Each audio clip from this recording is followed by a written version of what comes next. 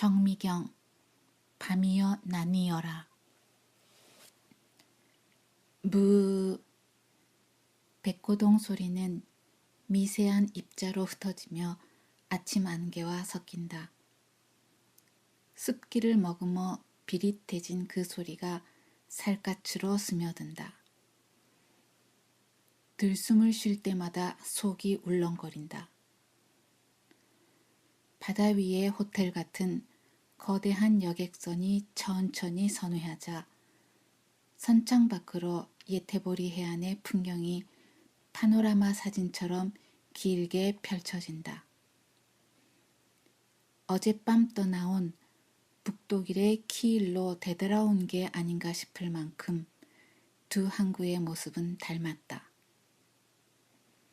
거대한 화물선과 대륙간 여객선, 파도에 흔들리는 작은 어선들, 무채색의 하역 창고들부터 대기의 빛깔까지도. 다른 여행객들과 달리 내 짐은 단촐했다. 이른 아침에 텅 비어있던 선착장이 배에서 쏟아져 나온 사람들로 차츰 번잡해진다. 밤사이 해협 하나를 건넜을 뿐인데 기온은 느낄 수 있을 만큼 낮아졌다. 어깨에 둘렀던 스웨터를 서둘러 껴입는다. 드러난 목이 선뜩한 게 뜨거운 차를 마시고 싶어진다. 객실 아래의 차량 칸에서 꾸역꾸역 밀려나오는 차들과 사람들로 뒤엉킨 부두를 빠져나오면서 혹시나 싶어 이리저리 둘러보았다. 아직 피의 얼굴은 보이지 않는다. 부두 입구의 쇼핑몰에 있는 카페테리아에서 보자 했으니 그곳에 가서 기다리면 될 것이다. 쇼핑몰 입구는 열려 있는데 상점들은 아직 문을 열지 않았다. 긴 복도의 끝으로 주황색 불빛이 따스한 카페가 보인다. 막 문을 열었는지 테라스로 연결된 문이 활짝 열려 있다. 긴 앞치마를 착용한 젊은 남자가 의자를 들고 나가 정리를 하느라 어수선하다. 따스한 불빛과 달리 의자는 차갑고 딱딱했다. 여행지의 기차역이나 항구 주위의 식당은 예태보리나 샹하이나 순천이나 다 비슷하다. 자기 부상열차의 식당 칸에 앉아 있는 듯 지상에서 약간 떠 있는 느낌이랄까. 어디론가 다시 출발하기 위해 불안정한 위장 속으로 무언가를 구겨 넣어야 하는 존재의 동물성이 슬프게 느껴지는 공간일 뿐 따스함도 아득함도 없다. 어떤 메뉴도 포만감을 주지 못하며 그러니 대충 배를 채우고 어서 떠나라고 등을 미는 기운만이 가득하다. 화장기 하나 없는 웨이트리스가 건네준 샌드위치는 뻣뻣하고 차갑다. 각성이 필요하지 않아도 커피를 들이켤 수밖에 없는 모래 같은 끼니다. 몸은 여전히 배 위에 실린 듯 느리게 흔들리는 감각을 털지 못한다. 먼 곳에서 지진이 일어난 듯 바닥이 울렁거리는 느낌의 진원지는 다름 아닌 내 가슴 속일 것이다.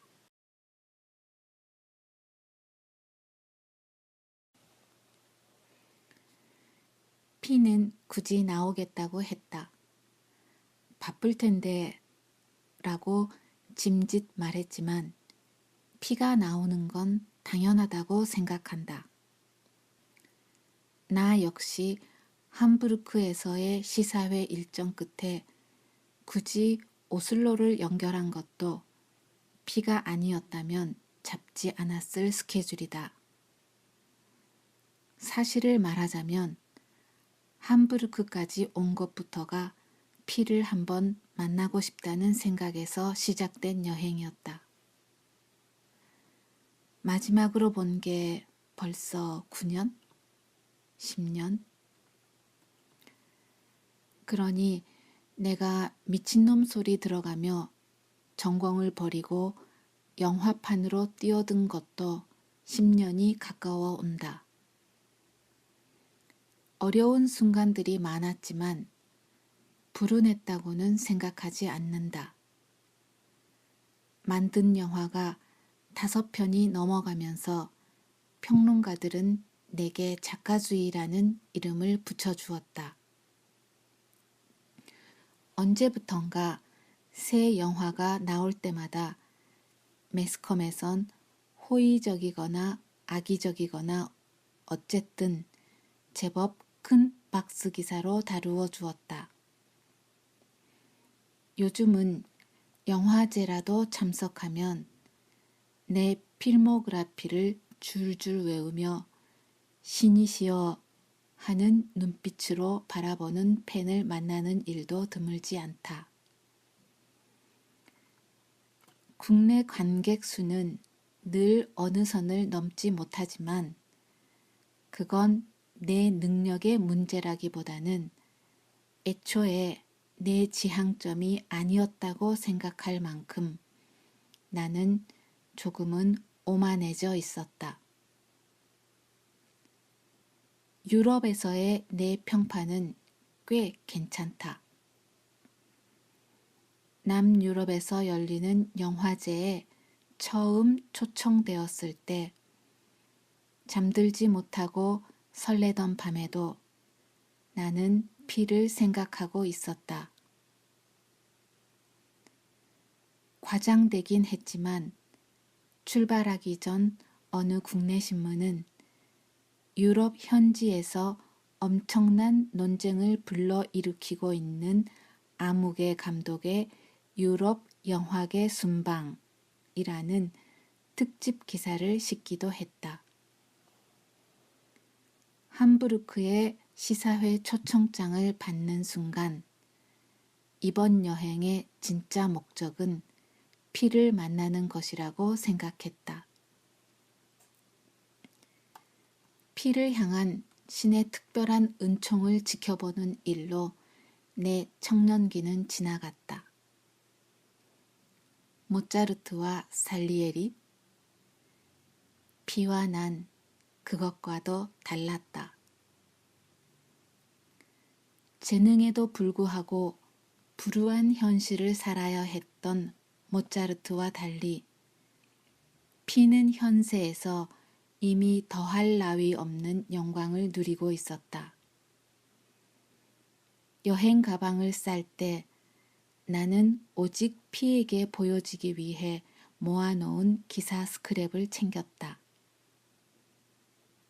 커피를 리필하러 가자 북구의 처녀는 갓 뽑아낸 커피를 가득 채워주며 당신 배를 타고 왔군요. 명랑하게 웃는다. 브론드보다 더 밝은 머리칼. 음모도 저 색깔일까. 부질없는 생각이 스친다. 욕정과는 상관이 없다. 지금 내 마음속에서 자글거리는 초조함도 연거푸 마신 진한 커피 외엔 아무 까닭이 없다고 생각하고 싶다. 복도를 달려오는 피의 모습이 보였다. 나도 모르게 자리에서 벌떡 일어났다. 눈을 들여다보며 손을 먼저 잡고 그리고 끌어안았다. 그도 나도 오랜만이다 따위의 말은 하지 않는다. 짐을 하나씩 나누어 들고 밖으로 나왔다. 8월의 햇살이 눈부시긴 해도 여전히 서늘하다. 차는? 하며 두리번거리자 바로 앞에 세워진 잘못 말린 바가지 엎어놓은 것 같은 시트로eng의 문을 연다. 너 여전하구나. 이건 뭐야? 최신 유행의 그라피티야? 피는 얘의 자신만만한 미소를 살짝 짓는다. 포르쉐를 사도 색깔별로 살 수 있는 녀석이 군데군데 칠이 벗겨져 설치 예술처럼 보이는 경찰아니. 모든 걸 다 가져본 자의 제겐 너무 쉬운 생에 대한 희롱일까? 그래도 좀 심하다. 조수석 바닥엔 동전도 빠질 만한 구멍이 몇 뚫려 도로가 다 보일 지경이다. 시사회는 어땠어? 어디서부터 이야기를 시작할까 실마리를 찾고 있는데 피는 바로 어제의 일을 묻는다. 어쩌면 그게 당연한 순서일 것이다. 10년의 세월을 더듬으려면 이렇게 거꾸로 시작하는 게 빠르고 정확하게 길을 찾는 최선의 방법일 것이다. 성황이었어. 변방에서 온 예술가를, 우리라면 제3세계 작가를 이렇게 대접해 줄까 생각이 들 만큼 진지하게 접근하더라. 그 이상은 아니지. 오래 살수록 느끼게 되는데 그뿐이야. 결코 가슴으로 받아들이진 않는다는 거야. 그럴까? 하긴 영화 감독도 괜찮은 직업이라고 봐. 영화를 만드는 동안은 자기가 신인 줄 착각할 수 있잖아. 이게 피지. 피는 여전하다. 그의 몇 마디가 함부르크에서의 며칠 동안 내가 빠져있던 들뜬 기분에서 바로 깨어나게 한다. 내가 알고 싶은 건 피의 근황이다. 내 시야에서 멀어진 후 얼마만큼 달려와 있는 걸까? 요즘도 바빠? 늘 그래. 피는 미간을 살짝 찌푸린다. 변함없는 삶의 성취가 조금은 지루한 듯. 시가지를 벗어나기 전 피는 차를 세우더니 잠시 기다리라고 하고는 길가의 마켓으로 들어간다. 도심이라기엔 행인이 너무 없다. 피마저 시야에서 사라지니 커다란 풍경화 속에 들어와 있는 기분이다. 이 큰 도시 인구가 50만이 안 된다니 길을 가다 사람을 만나면 거의 반가울 지경이기도 하겠다. 오래지 않아 피가 비닐 쇼핑백 2개를 들고 나와 차 트렁크에 싣는다. 부피에 비해 꽤 무거운지 비늘이 축 처져 터질 듯 아슬아슬해 보인다. 여기까지가 스웨덴이야.